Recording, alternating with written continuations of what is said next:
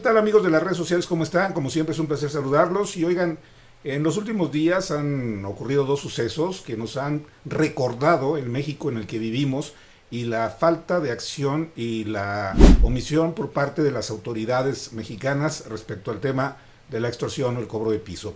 El asesinato del líder limonero Bernardo Bravo y por otra parte la detención del Irving en la Ciudad de México ha traído y nos ha recordado la fragilidad en la que vivimos todos los mexicanos, que podemos, sobre todo aquellos que se dedican a actividades productivas, empresariales, industriales, comerciales, a ser víctima de este terrible cáncer que ha mermado en mucho la economía de los mexicanos y que mire, usted podrá decir a mí no me afecta porque pues, yo tengo mi chamba, yo tengo mi salario fijo, yo no puedo ser víctima de eso, pero al final del día se refleja en su bolsillo y le platico por qué. Vámonos al campo, vamos a ver la situación en el campo, que es donde la historia nos pega a todos en la cartera. Vamos al agromexicano. Porque lo que sucede en el sector agrícola es quizás la forma más sistemática y devastadora de extorsión. Aquí los criminales no solo cobran una cuota fija, controlan toda la cadena de producción. Pensemos por un momento en el limón de Michoacán. Los reportes de productores son escalofriantes. No es solo una cuota mensual, se les llega a exigir hasta 2 pesos por cada kilo de limón que cortan y luego otros 2 pesos por cada kilo que logran vender. ¿Recuerdan cuando el precio del limón se fue al cielo? Que llegó a costar casi hasta los 100 pesos por kilo. No fue solamente la sequía lo que les pegó, fue la extorsión. Pensemos en el aguacate, lo mismo, se cobra por hectárea o por caja exportada. Se han reportado que los criminales se quedan de 7 a 9 pesos por cada caja que sale de la región.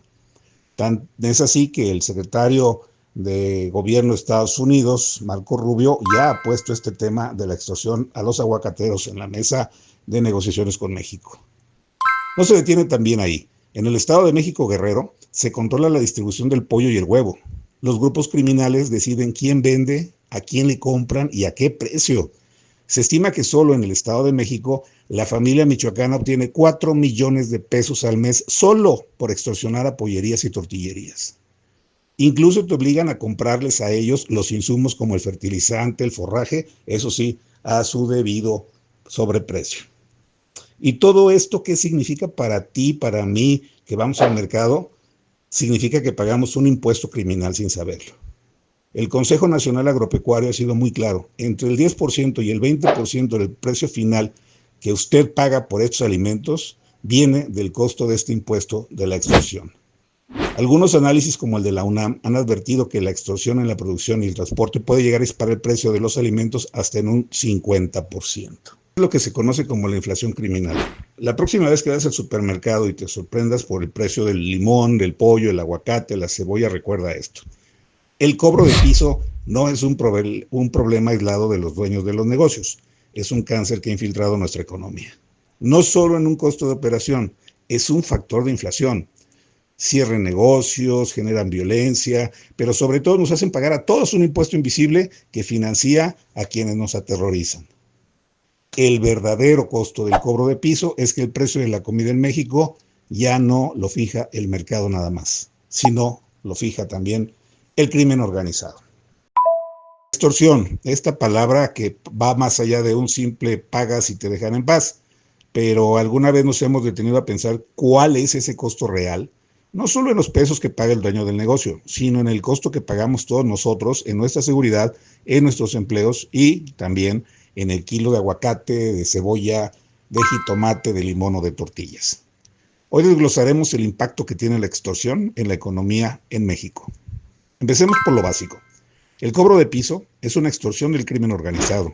Es un impuesto ilegal que bajo amenaza de violencia de que pagas o las consecuencias vienen, pues tenemos empresarios que por no pagar, desde un puesto de tacos hasta una gran empresa, pues están expuestos a la quema de los locales, al asesinato o secuestro del propietario o gente de su familia.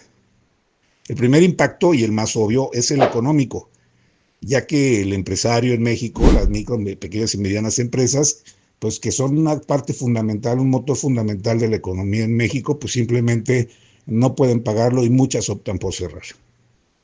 Se pierden empleos, comunidades enteras ven con ojos cómo sus negocios y locales desaparecen y quienes deciden quedarse viven bajo un clima de terror constante.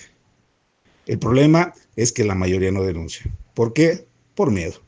Miedo a las represalias. Y seamos honestos, una profunda desconfianza en las autoridades. La cifra negra de la extorsión es gigantesca.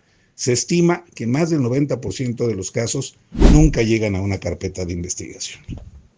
Ahora vamos a los números. ¿De cuánto dinero estamos hablando? Aquí es donde la cosa se complica porque no hay una tarifa fija. Es el capricho del grupo criminal local.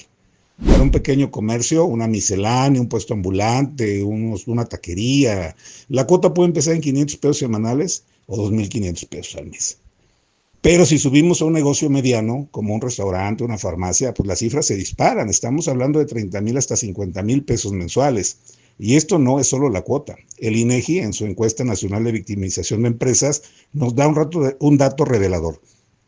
En 2023, el costo promedio del delito por negocio, que incluye la extorsión y los gastos de los empresarios en protegerse, fue de más de 54,000 pesos anuales. Ahora multipliquemos eso. A nivel nacional, el costo es astronómico. La Coparmex estimó que solo en los primeros 9 meses de 2025, la extorsión le costó a las empresas más de 21,000 millones de pesos. Repito, 21,000 millones de pesos, dinero que no se usó para contratar gente, ni para expandir el negocio, ni para pagar impuestos. Dinero que se fue directo a las manos del crimen organizado para comprar armas y seguir corrompiendo autoridades, por ejemplo.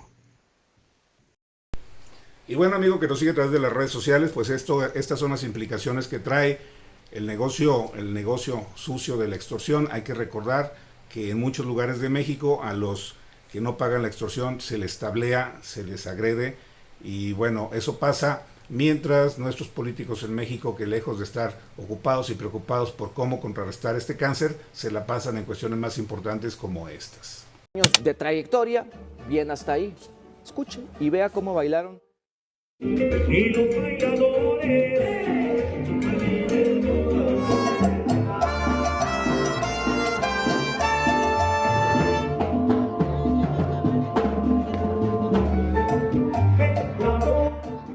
Pues sí, les decía, abandonaron la sesión para pulir el piso, se fueron a... Cuauhtémoc Blanco, si me pueden poner asistencia, por favor, muchas gracias. Y el sentido de tu voto, diputado Cuauhtémoc.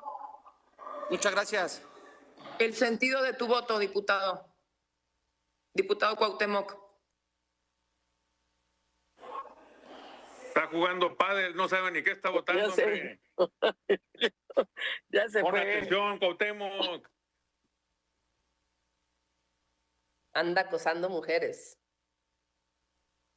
Ahí tiene un retrato de cuerpo entero de los gobernantes, de los políticos actuales en México, que mientras el país está incendiado, mientras el país padece de extorsión, de inseguridad, de violencia, ellos siguen en las banalidades y frivolidades. No en balde el presidente Donald Trump volvió a decir que México está controlado por los grupos criminales. Y la presidenta sin hacer nada. ¿Usted qué piensa? Déjenos aquí su comentario.